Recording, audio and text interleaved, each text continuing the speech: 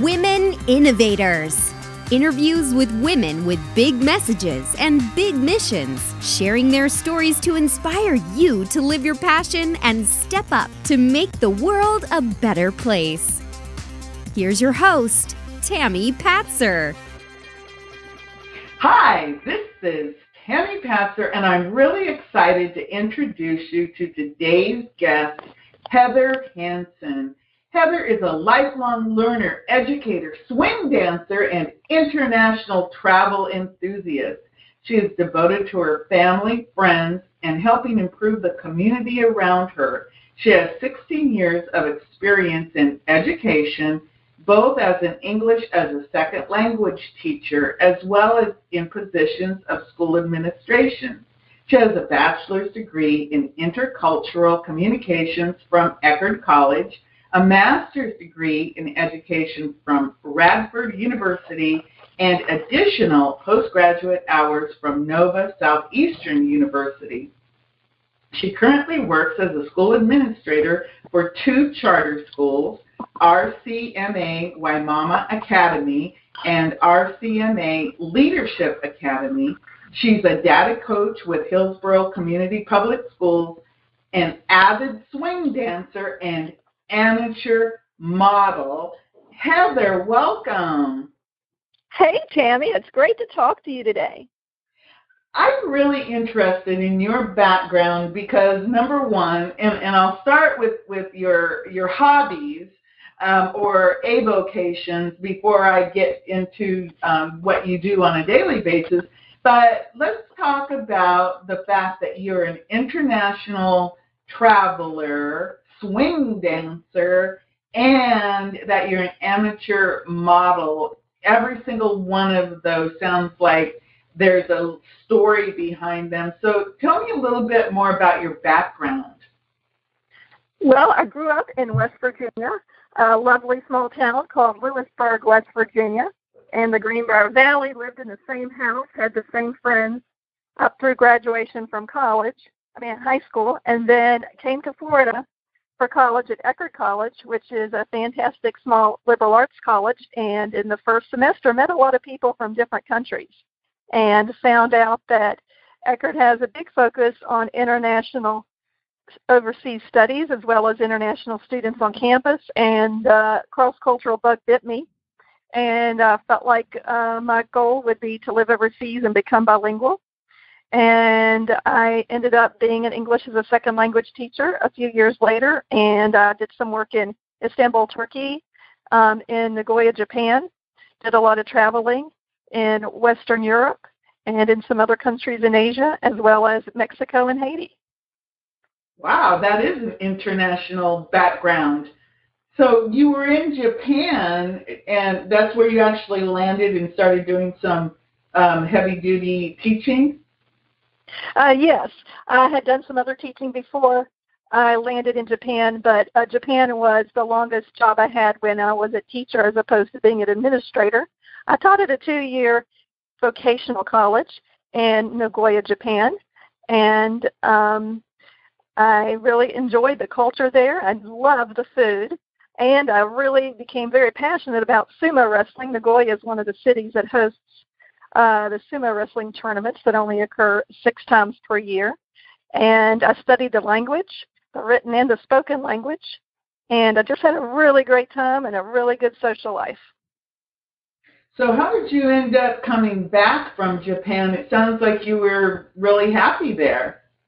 I was very happy there. I felt like I was living out my life's dreams, which, like I said before, were to live overseas and to work towards becoming bilingual.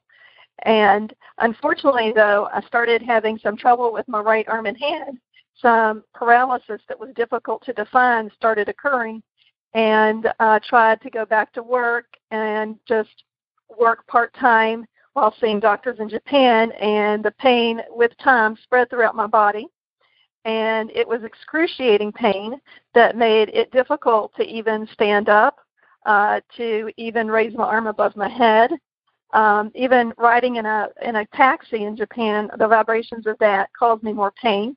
After about 3 months of going back and forth between trying to work part-time and then resting, I finally had to give it up and a doctor suggested I be placed in the hospital, and I ended up being in a Japanese hospital for 2 months under the care of an orthopedic surgeon who was fortunately fluent in English as well because he'd studied in Pennsylvania.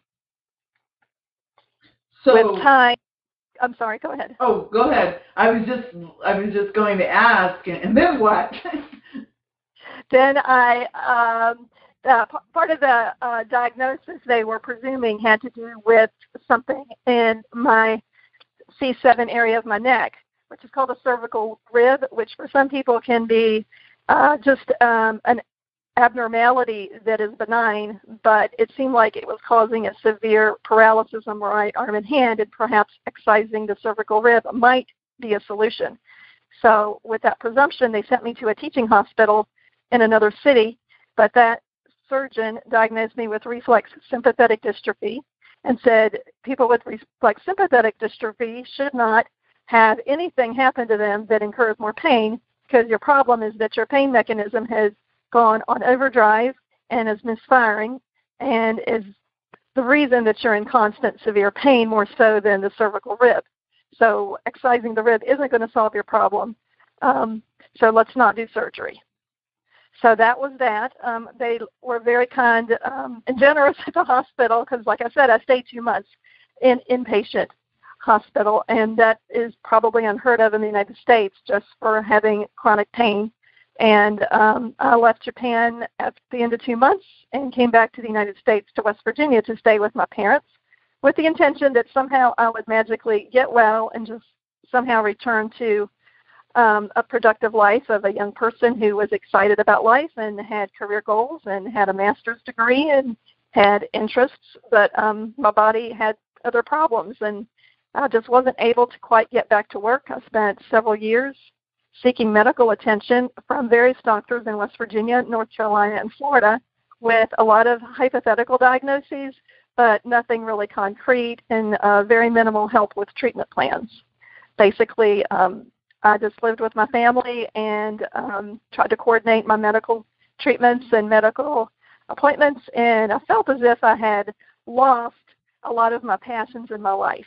I had not lost my family. I had not lost my Christian faith, but I had lost my social life. I had lost my interest in life, living overseas.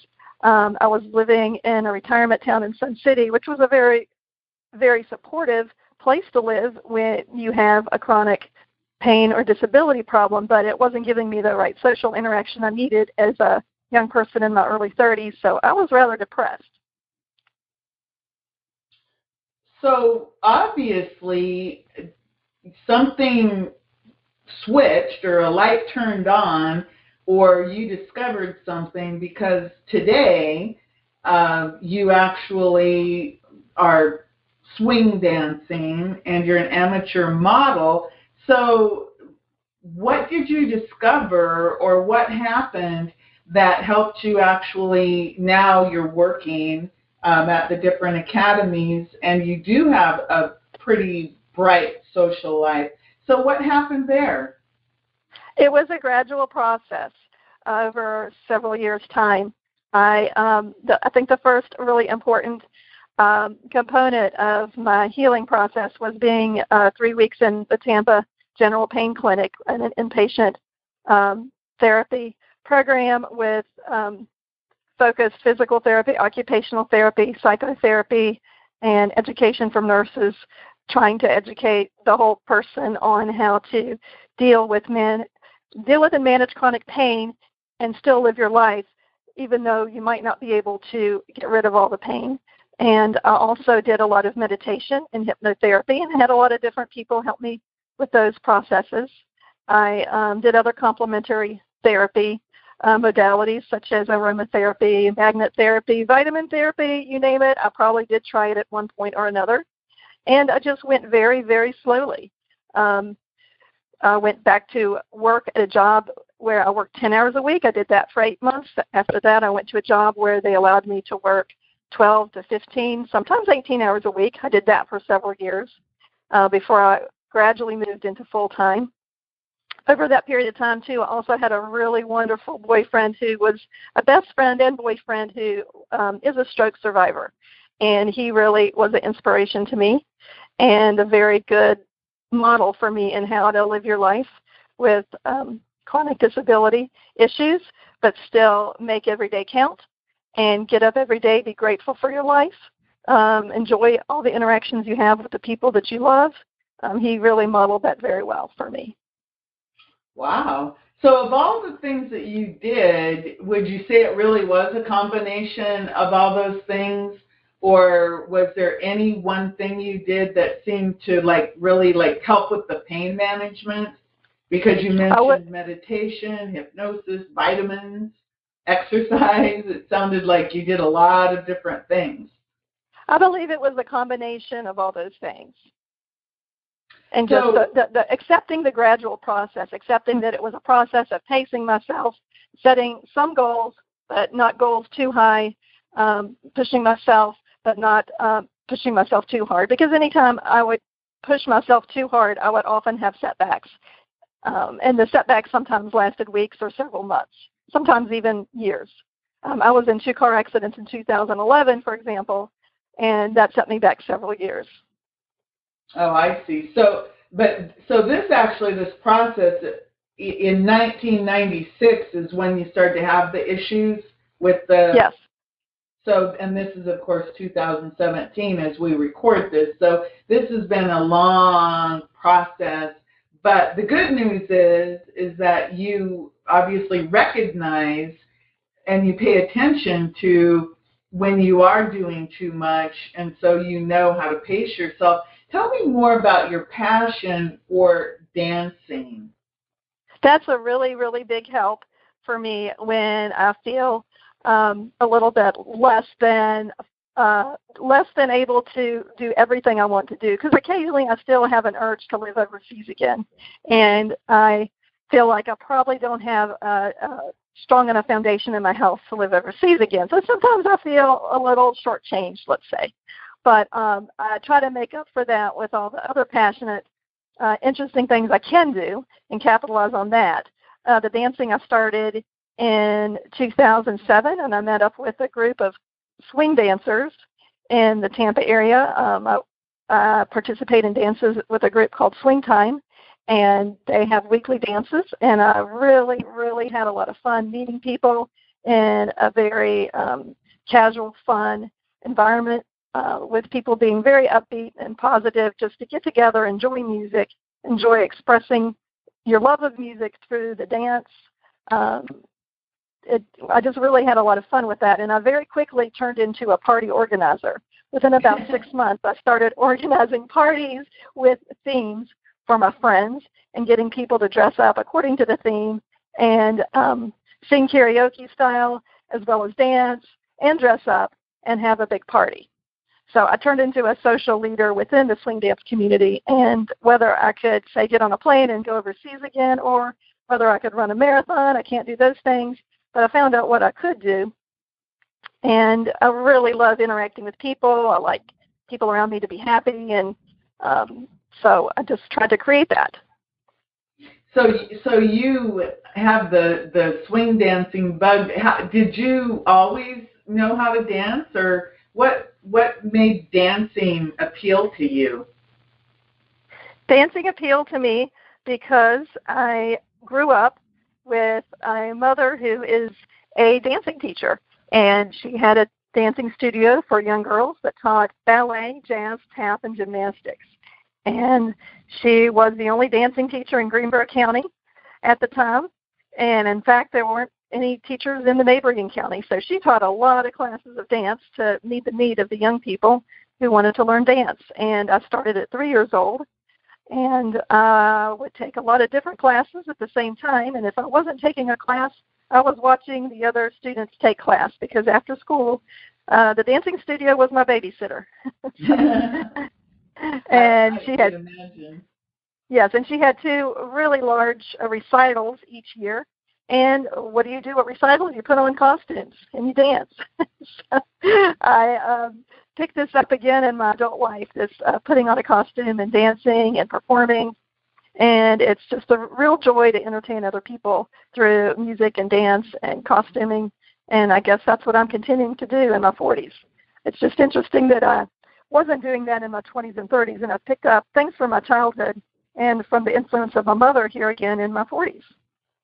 That is really interesting. And the fact that you like costumes and dancing, it makes perfect sense that now you're also an amateur model. Tell me more about that adventure.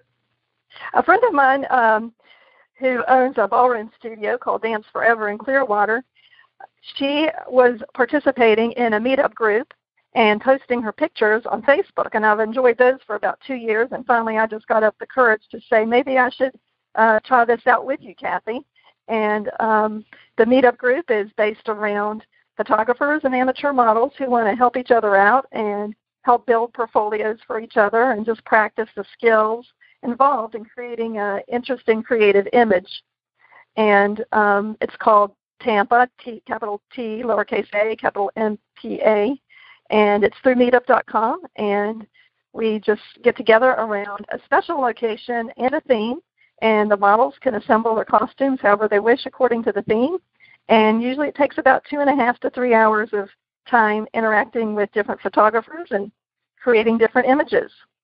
And it's a really nice creative outlet for me. I feel like even recently I was participating in one of these, and I was in a lot of pain, and I haven't been able to walk very well lately because of that pain, but still I was able to participate in a really fun Tampa event at a Western TV set that isn't currently used as a TV set, but is definitely a TV set, fully functioning at one time. And I was able to participate for 3 hours, just modifying the way I stood so that I didn't put too much weight on my left foot, came up with great pictures, had a super time, and I didn't even need to tell anybody I was in pain.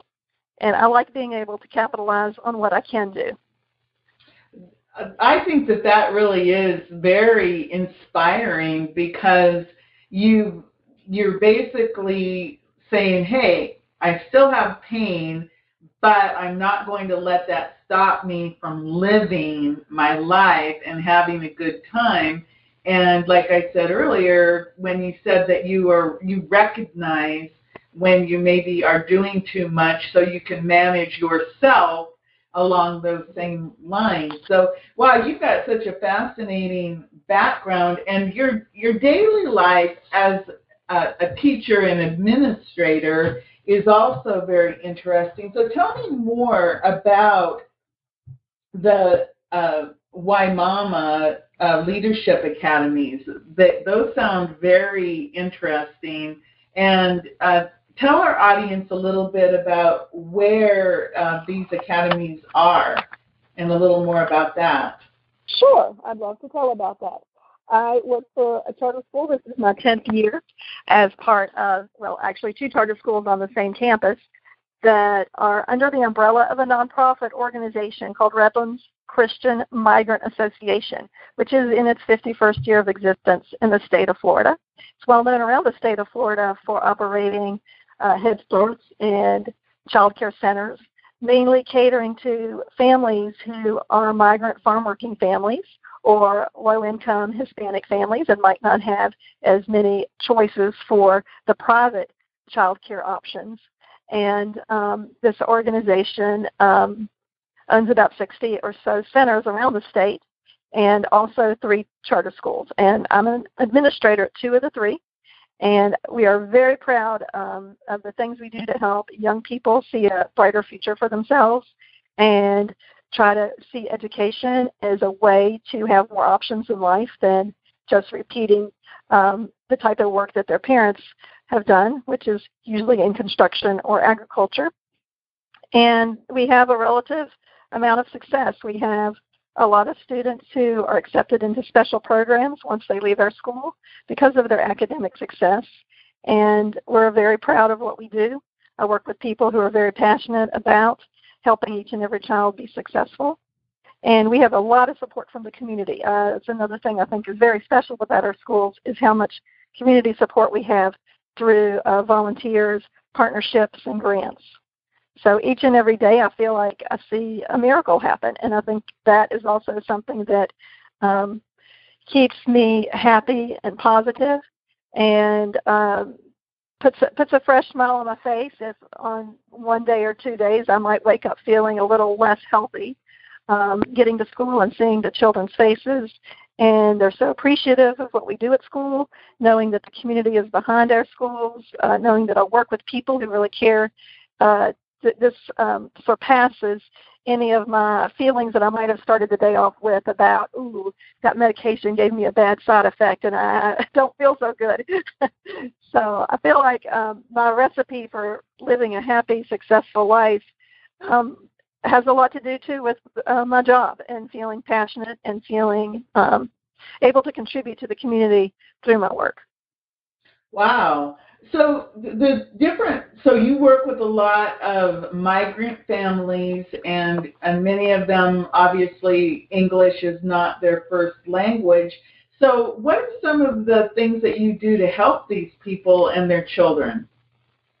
Well, one of the things we do is we have a lot of what you call in the education environment, a print-rich environment. We have a lot of things that are visually stimulating and use language to bring in forth concepts and vocabulary in their environment.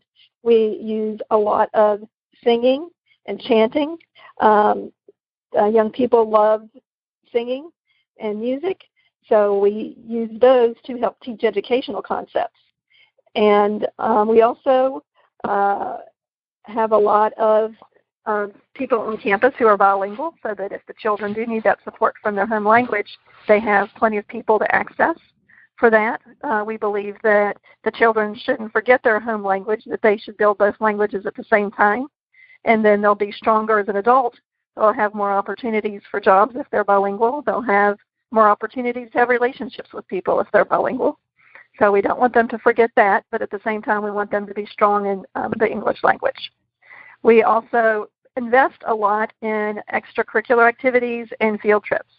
Our children average about 5 field trips a year, and we take them to local sporting events, local art shows, performing arts events to get them exposed to different things in the community, because our typical child, you ask them, what did you do this weekend? It's either Walmart, hang out with my cousins, or go to the flea market. The next week you ask them again, what did you do this weekend? And it's the same 3 options again and again and again. So to really see a future with unlimited possibilities, you have to see the world. You have to see what's out there. So we invest heavily through grant writing to get the funds to take the children out in the community. I think that you're absolutely right, and that's something that Eckerd College, I also am an Eckerd College grad, and that is something that I really got a lot out of from going to Eckerd College. And you're applying that lifelong learner concept out in the real world, and every day you're helping these children and their parents understand not only is a good education about learning the basics of, whatever writing and math and arithmetic, but it is about that multicultural being out in the world. And I think you're absolutely right about being bilingual, because if you're able to communicate in multiple languages, it really is a door opener, and especially here in Florida where we have a lot of different languages that people speak, and if you can speak, say, English and Spanish, that really does open a lot of doors. Do you find that the children that you work with, that they need a lot of support, or what do you think is the most important thing for the children to learn about in terms of to help them develop a real healthy self-esteem? We try to emphasize that they set goals and reach goals. We also give them lots of love and acceptance, and we give them a lot of forgiveness. If they stumble with their behavior, We definitely have some consequences, but we try to emphasize the minimal amount of consequences for their poor behavior and a lot of understanding, forgiveness, and talking through the issue with them. We also work really closely with the parents and have a good relationship with our parents and families, which is part of the whole picture of educating a child. We have over 90% attendance at most of our parent meetings, and we have a lot of classes in the evenings for parents on how to be a better parent and how to participate in the United States educational system. And those classes are given in Spanish for the parents because we want the parents to be partners with us. We want the parents to see the school as a resource for them. And through that, you help the child move towards healthy self-esteem. When the parents value education, which frankly, culturally speaking, the Mexican culture comes from a background of respecting educators and respecting teachers, but even more so, we provide a lot of extra services for the parents and a partnership feeling to provide that cooperation between the parents, the school, and the child. So what do you think because you're used to working with people from different cultural backgrounds, what do you think are some of the misconceptions that people have about these parents and children who are, part of that migrant worker or the Hispanic community? Well, I think that in our immediate community, I think we're fortunate that I don't hear a lot of negative stereotypes. And like I said, that we do have so many organizations who accept our grant applications and fund them, or partnership with us by bringing people on campus or letting our students go to something off campus to experience life. So I honestly feel that in our immediate area in Hillsborough County, I'm not experiencing a lot of negative bias. But at the same time, I am from, rural West Virginia, which traditionally has had some bias against people who are from outside. And when I say from outside, I even mean there was some bias against people from Virginia, the neighboring state, at times. So the bias, extends to people who are other than sometimes in some parts of our country and some people's minds. And I think that one of the biases that you might find is that people from farm working communities are just naturally not able to learn much, maybe not able to do much more than their parents anyway. So maybe a person might think that they can't go further. However, we have a very active gifted services program at our school, and we actually have 8% of our population being served in the gifted program, whereas the traditional Florida school has about 4.5%. So we definitely have children who can think out of the box and have interests that are really strong in different academic areas and can be served in the gifted program. We also have students who graduate from our 8th grade and go into a program in a local high school that's a very competitive program where they get to be in a dual enrollment program with a local community college. And they get to work on their high school degree as well as an AA degree at the same time. And if these young people who are from farm working backgrounds can be competitive and do that, I think that shows that they do have the ability. Just providing young people with the right set of circumstances and support and love and understanding, I like to believe that any child can succeed. I think you're absolutely right. And you are an example of everything that you're talking about is all about setting goals and moving forward, being persistent, and also lifting others up and helping them to take everything that they have to be a positive factor to improve their lives. And you said that you had a 90% participation rate in your parent meetings. That is just phenomenal, that you have the parents are there supporting their children, and then of course you have in your gifted program 8% versus about 4.5% in the overall state of Florida. So what that really says is that what you're doing is you're really helping to a lot of people move up into doing very positive things with their lives, and that's really phenomenal.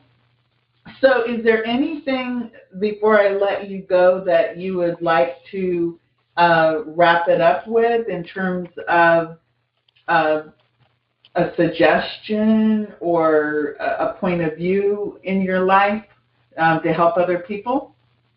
Well, I think that when I spent a lot of time by myself and unable to work and with a very limited social life, I found inspiration in reading biographies. And I think that we all have challenges in our lives, whether they're apparent to the people we interact with on a daily basis or if they're not apparent. And the more I thought about it, the more I thought about biographies, I thought about what I was suffering through, tried to find the commonalities. My suffering was from disability and chronic pain, whereas someone else's challenge and difficulty might be bankruptcy. It might be a very, very difficult divorce. There can be a lot of different things in our lives that can challenge us, but to try to remind ourselves to take a step back and look at the big picture and try to count our blessings and see the commonalities that we have as humans and help each other out and try to capitalize on what you can do. I think that's the message that I'd like to share. I'd also like to mention that if my speaking about Redlands Christian Migrant Association interested anyone, that they might want to learn more about this organization and what it does in the state of Florida, or maybe even possibly make a donation. It's the website is www.rcma.net. I also mentioned my group that I've started swing dancing with, which is Swing Time, and I have since joined up with other swing dancing groups and even other ballroom studios. But the first place I went, and Sam Mafood is the owner and lead dance teacher, and he's a great friend. And that if you happen to be in the Tampa-St. Pete area, he has a dance every Wednesday night, and that is swingtime.info. I also mentioned my friend Kathy Nelson, who is co-owner of danceforeverflorida.com or Dance Forever, which is a ballroom studio in Clearwater. Also mentioned a meetup group I'm in, and if you're not familiar with meetup, it is targeted to your local area, wherever you happen to be. You want to meet up with people who are doing something that you're interested in. There's a lot of niche areas that other people are interested in that you can connect with through www.meetup.com. I just happen to be part of the photography modeling group called Tampa Modeling Photography Association that is run by Sean Newmeyer. Wow, those are a bunch of really cool things. You really are living a very fascinating life, and I know because I've seen your Facebook page, and you have some phenomenal, for example, photographs and fun photographs. So everyone, definitely in the show notes, I'll put those addresses so that you can easily go to all of the different places that Heather has talked about. So Heather, thank you so much for all your time today. I really appreciate it. I really enjoyed talking to you, Tammy, and it's so wonderful we got connected because of our common background of graduating from Eckerd College and our common background of loving to help people and loving media and communications and promotions of women. So I think it's been wonderful to get to know you. Well, thank you. Everyone, this is Tammy Patzer. Go make it a beautiful day. You've been listening to Women Innovators with Tammy Patzer. To learn more, please go to womeninnovatorsradio.com. And please do subscribe and share to spread the big messages and big missions to change the world.